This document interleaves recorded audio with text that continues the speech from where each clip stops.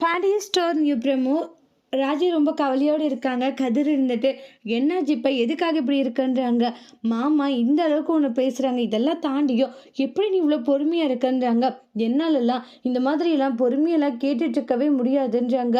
நீ வந்து எல்லாத்துலயும் விட்டு ஃபெயில் ஆனாலியா? மறுபடியும் எழுதி பாஸ் பண்றது உனக்கு என்ன கஷ்டமா இருக்குன்றாங்க." "இங்க பாரு, அதெல்லாம் என்னால முடியாது. அப்ப எல்லார் முன்னாடியும் அசிங்கப்பட்டு, அவமானப்பட்டு, தலை குனிஞ்சு நிக்கணும். அதுதான் உனக்கும் வேணும் இல்லன்றாங்க." "இங்க பாரு, நீ பண்றதெல்லாம் எனக்கு எவ்வளோ அசிங்கமாவும் அவமானமாவும் இருக்க தெரியுமான்றாங்க. நீ தெரிஞ்சு பண்றியா தெரியாத பண்றியா எதுவுமே எனக்கு புரிய மாட்டேங்குதுன்றாங்க."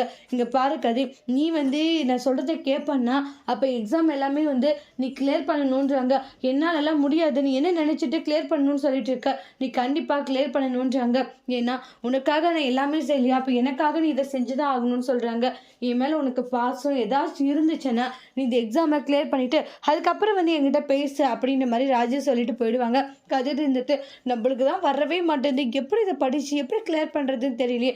சரி, ராஜிக்காக பண்ணலாம். பண்ணி எப்படியாச்சும் கஷ்டப்பட்டாச்சும் நம்ம பாஸ் ஆயிடணும். அப்பதான் அவ சந்தோஷப்படுவா அப்படின்னு சொல்லி கதிர் நினைக்கிறாங்க. கதிர் எப்படி வந்து இந்த எக்ஸாமை நல்லபடியாக எழுதி நல்ல ஒரு மார்க் எடுத்தா அது ராஜிக்கு எந்த அளவுக்கு ஒரு பெருமையாகவும் சந்தோஷமும் இருக்க போகுது. அப்போ கதிரை நினைச்சு பாண்டி எந்த அளவுக்கு சந்தோஷப்பட போறாங்கன்ட்டு நெக்ஸ்ட் வீடியோல வெயிட் பண்ணி பார்க்கலாம்.